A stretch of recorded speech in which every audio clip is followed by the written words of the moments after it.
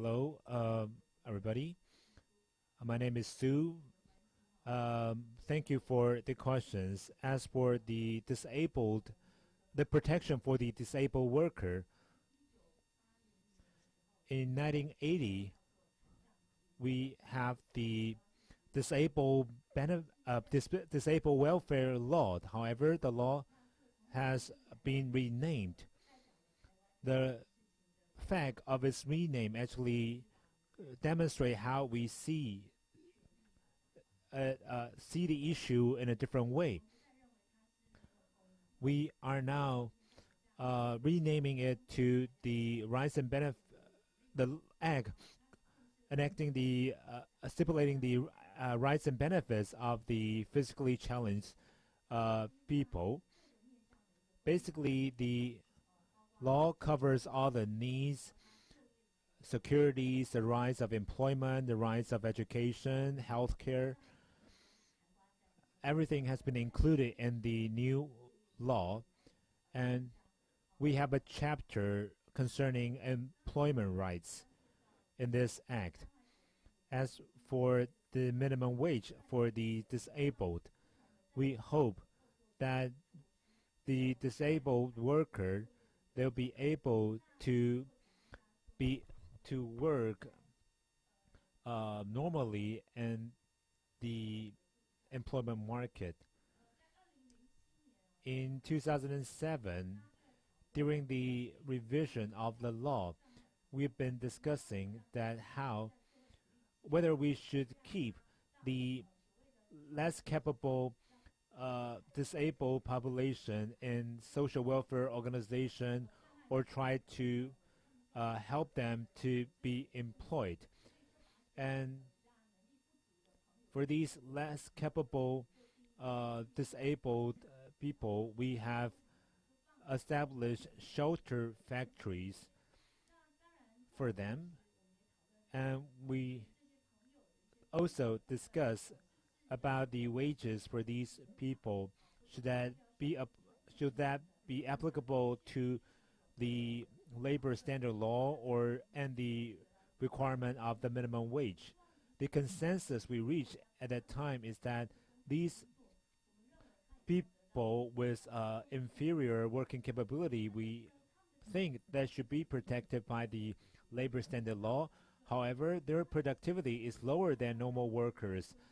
So we would like to single out the issue of their compensation.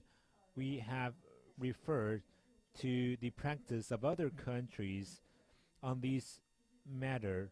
Therefore, we have compensation could be negotiated or determined based on their productivity.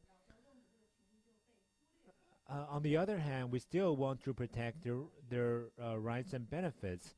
So there are other regulations in the law that the compensation of these workers need to be negotiated between the workers and the employers.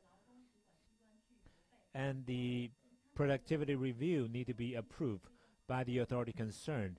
And the contract between the employer and the labor need to a written contract need to be signed between the employer and the disabled workers.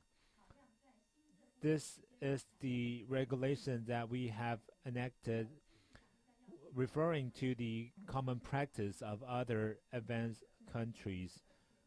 We try to do so to protect the rights and benefits of the disabled.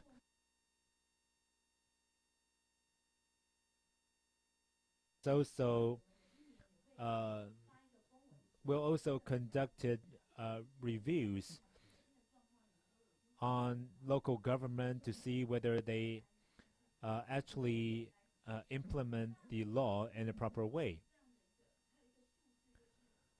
We have a number here about the number who is covered under this law in Taiwan. The disabled population is about 1.1 million, which is about to 4.7% of total population. And 37% of them are people over 65 years old. In the national survey in 2011, about 170,000 people, disabled population, are employed. And people working in this shelter factory is 1,642 people. And among them, 1,578 people's compensation are lower than the minimum wage. So the policy is aimed at providing different kind of employment opportunities for people with different levels or degrees of disability. For those who need more support, we will also provide supporting staff, advisors, consultants to help these people find their job. And what's different is that we have a local regulation stipulating the percentage of disabled workers that need to be employed in government agencies. And we have seen some substantial results starting from 1991. And whether the question, we had a question about whether we have released more job opportunities in government agencies for these disabled workers. Okay, let me check the numbers here.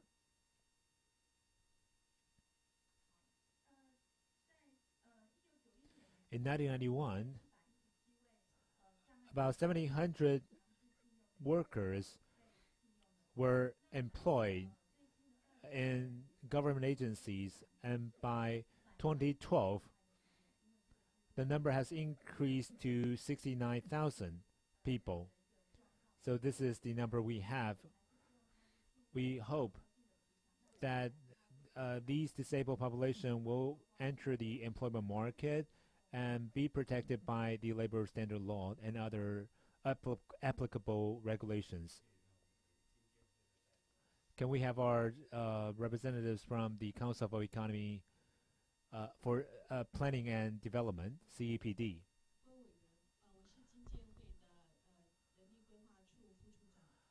I'm from the Human Resource Department of CEPD. I would like to explain on minimum wage. There are two ways of minimum wage calculation. One is monthly salary, that is $18,780, and there's another format of calculation that is the hourly wage of 103 NT dollars. For the monthly wage, it is applicable to people who work at least 8 hours a day. So as you can see, there are certain people who are not protected by the minimum wage is because they do not work 8 hours a day. For example, they can only work 2 days a week. So their wage is, of course, under the minimum wage, but it doesn't mean that we do not protect their rights and benefits of these workers. So many of these cases is that the employed workers choose to work in this format or in this way, work part-time. As for the minimum wage and the divided with the poverty line, and as whether the family of these workers can be supported, I would like to elaborate a little bit more on that. As for the lowest living standard, the minimum wage, 18780, is higher than the requirements of one single person. However, the member of households may vary. Some families have 2 workers or 3 working people. However, the dependents may not be equal. So in some families or households, the living can be sustained. For those who do not have enough financial support, we have our social security system. For example, we have reset the standard of mid to low income households. The population who are close to the poverty line are now included in the social security system. We believe that workers should be reasonably compensated. With the system of minimum wage, there are other issues. In addition to the minimum wage, there are other issues to be taken into consideration. Starting from 2007, we will review the issue of minimum wage every year. By 2011, we have stipulated to host a meeting on minimum wage in the third quarter of every year. We currently refer to the common practice of other countries. Employer, the government, and the employee. We have equal numbers of delegates from the three parties concerned to have a dialogue and discuss the issue of minimum wage. In concerning of the challenges of the global financial crisis and the European sovereign debt crisis, the employment market was not very stable, and we are concerned that if we revise the minimum wage every year, we are worried that the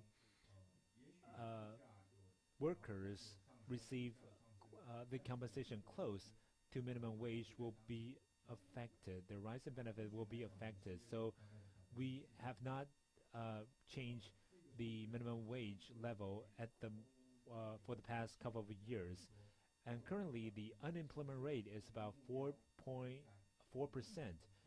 and our target rate is 3%. So we are concerned that if we adjust the minimum wage too much, we might sacrifice the employment opportunity of this lower income workers, and we still are aware that we need to review this minimum wage issue every year to see whether there are there's need to make changes, and by Q3 this year we will conduct another review on minimum wage. Mr. Van Boven has a couple of follow-up questions. Well, thank you very much for your answers, which were very helpful. I understand what was said a moment ago, that the level of the minimum wage is being reviewed every year, and in fact, but the minimum wage has not been raised since a couple of years now, in spite of what the government itself stated in the report which was submitted to us. So that leaves still open this question that the government states something, but at the same time there is no change in the level of the minimum wage. But on the question of the wages and remuneration of the disabled persons, thank you very much also for your answers. There is one question that comes again to my mind. Here you said, Madam, a moment ago, that after all we have to see that the disabled persons are less productive. Less productive, that means that they earn less because their productivity is below the average. That answer does not satisfy me, I must say, because should we, as far as disabled persons are concerned, apply only economic criteria? We are dealing with a covenant not only on economic rights, but economic and social rights. Now, I would, and cultural rights as well. Now, I would argue that at least also these social aspects, particularly regarding the most vulnerable people, should be taken into account. Economic criteria are very hard-nosed ones. and they hit on certain people who are in a vulnerable position. So I would just insist that also social considerations should be taken into account. Another question I have as a follow-up on that issue is that some persons and organizations, also from representing the disabled, plead for a quota system, that employers would be requested to employ a number of disabled persons along the quota system. Is that, we have not discussed that, but is that also something that is under consideration? Thank you. Yes, and before you answer, perhaps I'd like to add a question on the criteria that Theo van Boven mentioned in relation to employment of disabled persons. Do you have, I think someone mentioned it earlier, you have a system whereby in the public employment then you have to have a certain percentage of places reserved for disabled persons, and they get the same salary than all the others. In the private sector, it might be more difficult, and there the issue of the minimum wage might lead to less people being employed.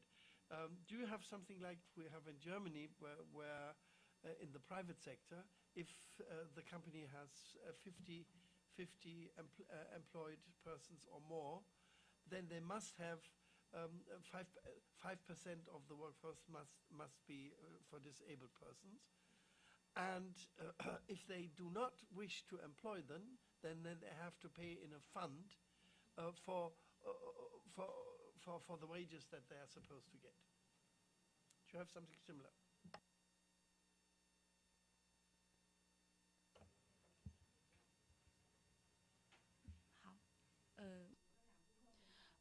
Two parts in my response. I very much agree with Professor Van Boven. Besides economic considerations, the government should also address the cultural and social rights of the disabled. We also referred to the numeration structure in Germany. For example, part of the numeration comes from insurance to ensure their quality of life. In terms of economics departments and social welfare departments in Taiwan are basically two departments, so maybe we can look into the issue in the future together.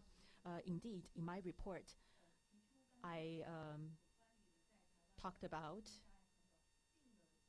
the quota system you mentioned. The system was adopted in 1990.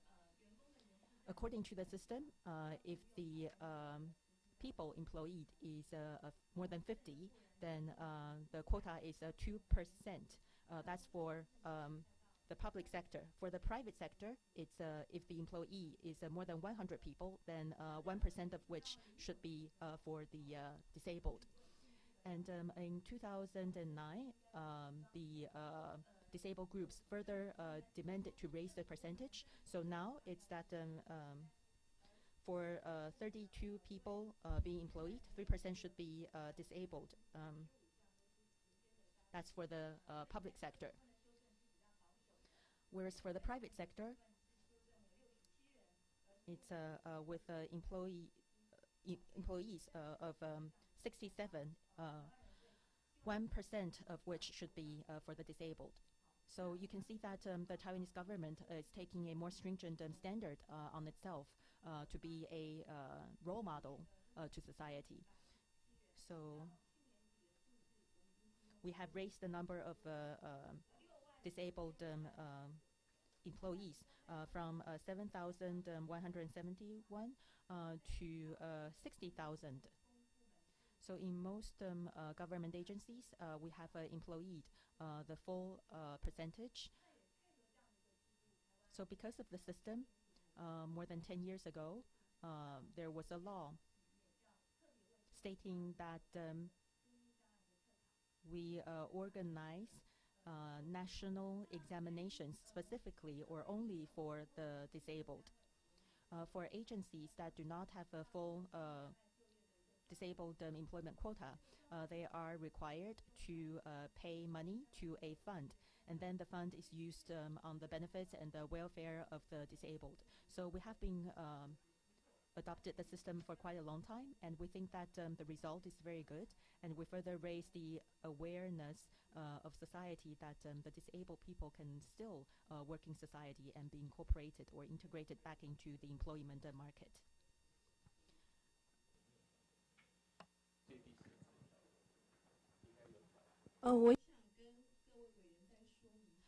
I'd like to add something here. I talked about how we calculate basic wage or minimum wage. For people who do not achieve minimum wage, the government has offered a lot of assistance. For example, living subsidy and etc. You mentioned that we haven't adjusted the minimum wage for several years. We did analysis here. In the recent decade, due to industrial challenges and difficulties, the average income increase is actually very low. We did some calculation in the recent decade. We managed to have a 5% increase of fundamental or minimum wage, which is higher than the growth rate of average income. And also we did some comparisons with other countries. More than 40% of our incomes increased. So it's actually not too bad comparing with other countries. Of course, we hope that the businesses are able to make more profits, and we're able to provide more protection to employees. In terms of the adjustment of fundamental or minimum wage, we kept talking about productivity. Indeed, in our analysis, we paid great attention to productivity. However, the government does not only look at their wage when it comes to social welfare. There are a lot of relief measures and subsidies to low-income families. For example, every month, if the monthly income is only 10,000 NT dollars, the government actually gives them several thousands every month in order for the family or household to meet their basic needs every month. Information, but I believe somebody else wishes to take the floor from the delegation. You. Thank you. Mr. Chairman, I am from the Social Department of Ministry of the Interior. Many of our representatives have reported on government subsidies to low-income households. If there are elderlies or the disabled in the low-income households, actually, we mentioned earlier about the definition of minimum living standard. If the income is lower than 2.5 times of the minimum standard, they are actually qualified to get subsidies. The subsidy is between 3,500 to 8,100 every month to support their livelihood of the family, to manage to bridge the gap. And if there are elderlies in the household, and if the household income is lower than 2.5 times of the basic standard, then each elderly is entitled to 3,000 to 6,000 NT dollars of subsidy every month. And also, if there are minors in the household, they also enjoy similar types of subsidies every month to bridge the gap of their household income. So the government has a comprehensive social security network to support these low-income families. Thank you.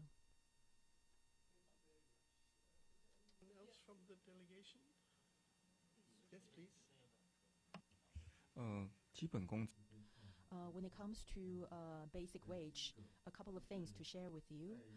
First, in 2011, 2012, 2013, since January 1st of these 3 years, we have basically modified fundamental or basic wage from 17280. We're going to adjust that to 19047. So based on this target, the growth rate is 10% for the 3 years. This year, we plan to adjust that to 19047 from 18780 starting from January 1st. However, considering the financial conditions last year, the government did some thinking and decided that if the GDP starting from the fourth quarter last year all the way to the first quarter this year achieves more than 3%, i.e.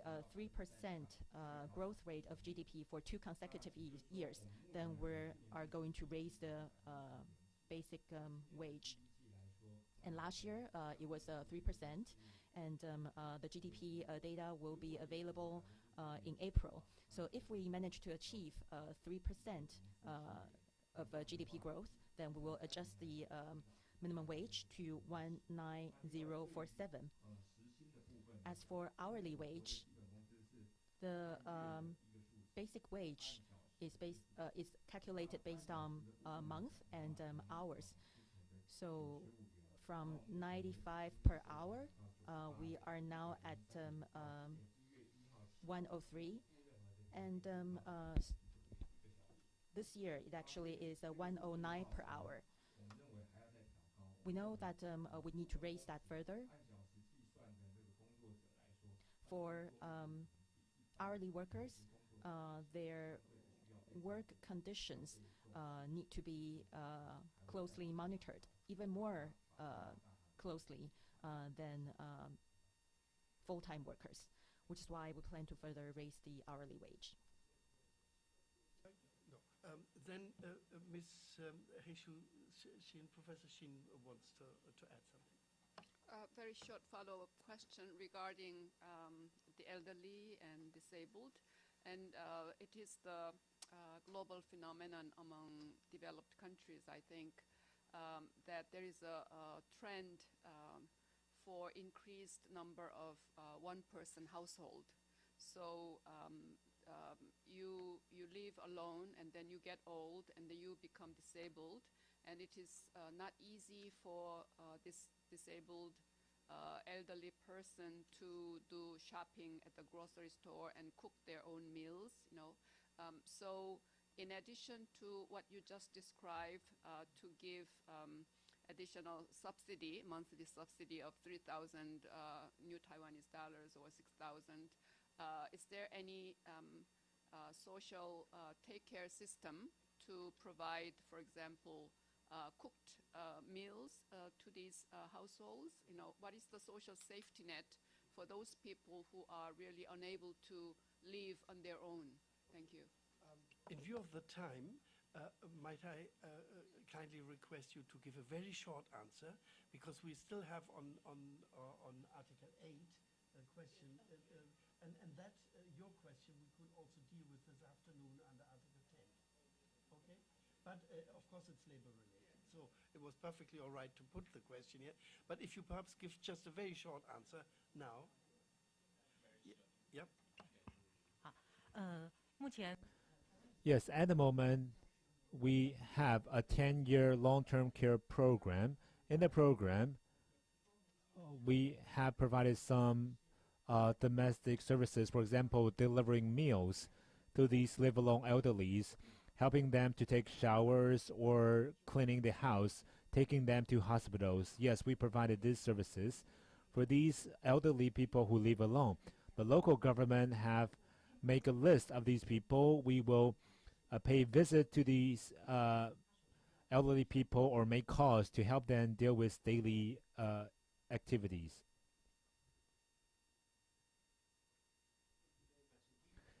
Floor's back to you, Theo. Well, Mr. Chairman, I will be very brief. It is on the trade union system. You know that the Article 8 of the Covenant deals with this issue. Also, in fact, Article 22 of the Covenant on Civil and Political Rights and is dealing with the issue of trade unions in connection with the right to assemble and association. And of course there are very important ILO instruments on that subject. Now I will not go into much of details, but there are here some relevant laws according to the information I received, like the Labor Union Act, the Act for Settlement of Labor Management Disputes, and the Collective Agreement Act. Now, in the information, in the materials which came to my attention, serious doubts are expressed whether these laws are in conformity with the international standards of the UN on the matter, Article 8 of our convention, and also with the ILO. In many ways, the laws just mentioned impose restrictions regarding the classification, formation and objective of labor unions, as well as on the right to strike. I have one particular issue on the right, on labor unions and the right to strike.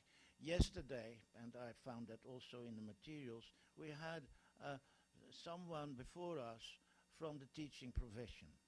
And now it struck me as very odd that those who are in the teaching profession, and some of us here on this side of the table are on the teaching profession.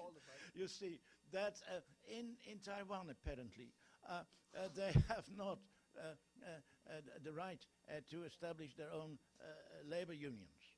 And in that sense, they share the situation of those who are on active military duties, because they also for security reasons. Now, of course, you could argue that teachers are so indispensable for the society and also for students that they should not make problems in connection with the establishment of the right to strike and labor unions and so on.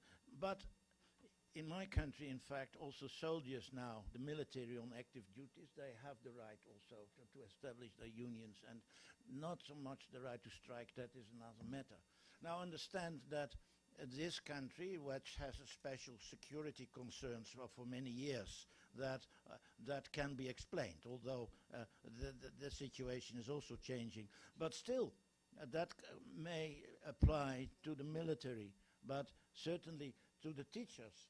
I'm a little puzzled why teachers are restricted in their union rights and in the right to strike. But this is a more specific question. The general question I wanted to put before you is whether the laws which are actually in force at the moment, whether they are restrictive in the sense that they would not fulfill the requirements of the international standards. And are there any plans or proposals to review that situation?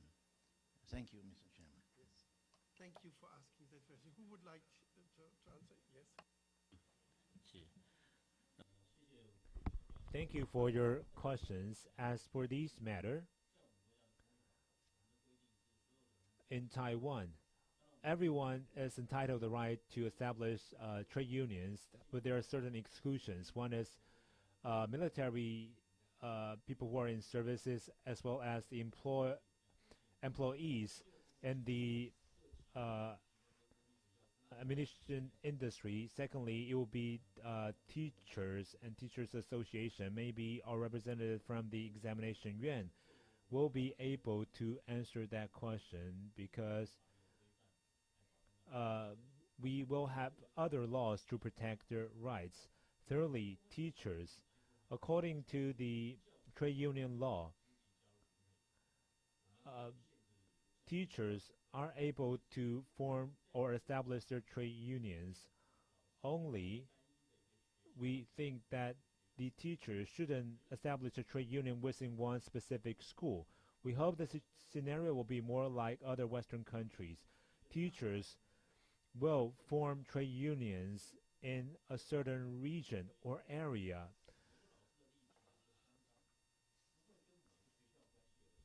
The rights and benefits shouldn't be tied with any specific school or academic institutions. So teachers are allowed to form trade unions of an area or region instead of within one specific school. And we think that this law is not fair for teachers. Therefore, we are intended to make revisions of this law. And we are currently in the process of making amendments. And as for whether teachers are entitled to the right to strike, when we're discussing this issue, we have taken a lot of factors into consideration. One is the right to receive of the students to receive the education, and whether the general public are able to accept the idea. And in recent years, we do see concern from the general public about whether the teachers should initiate strikes. And the general public may not be able to understand that kind of practice. However, during the review, we see that this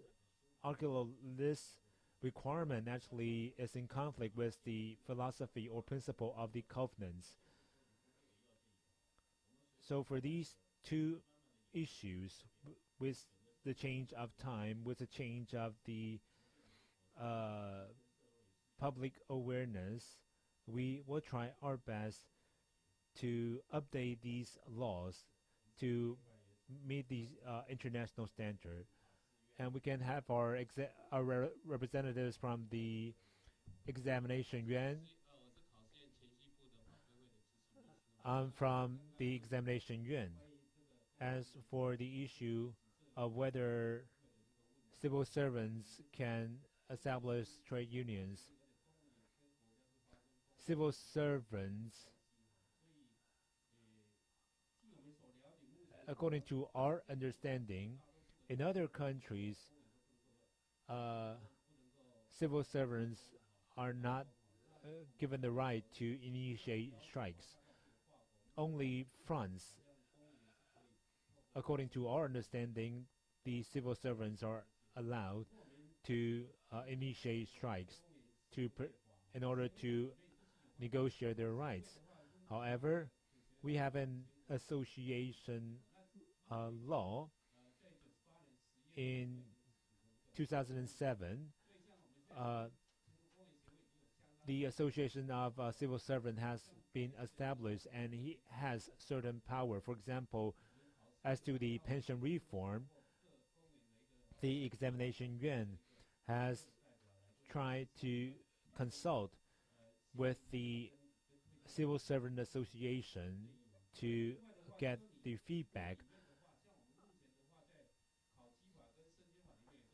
In relevant regulations, we also see that when reviewing the performance of the civil servants, the reviewing committee should be organized with the representative from the trade association, from the trade union.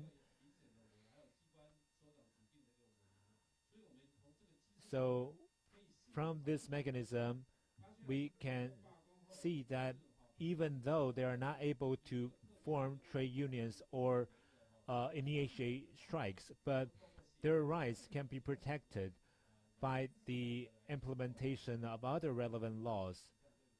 So this is my comment on this issue. 委员好，我是国防部的常务次。